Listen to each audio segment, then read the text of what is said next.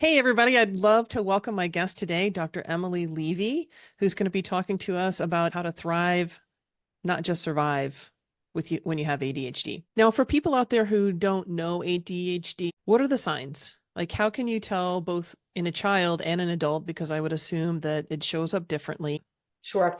Well, some individuals have the hyperactive form of ADHD where they're sort of, so to speak, bouncing off walls and really can't stay focused and they're all over the place. But those are the easier ones to identify, I would say. The ones that are more difficult to identify are the ones that are not necessarily bouncing off walls and are super hyperactive, but they struggle with things like organizational skills, time management. They're always running late. They're always losing their belongings. They come across as scattered.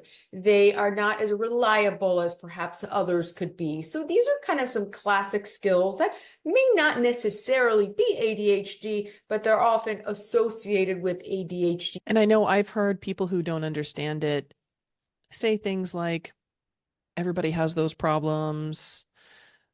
These are people that are just making excuses, or these are people that are lazy. And as someone who has an ADHD person in my life, and the more I learn, realizing that I probably have it myself, and I know that it's very real, Mm. and that these people are not lazy and they're not just trying to make excuses. What do you say to those people? Well, I think that there may be some people might have mild challenges with things like organizational skills, time management, and so forth. But for others, it's not so mild and it really affects their lives. And it's real. It's not something that's made up.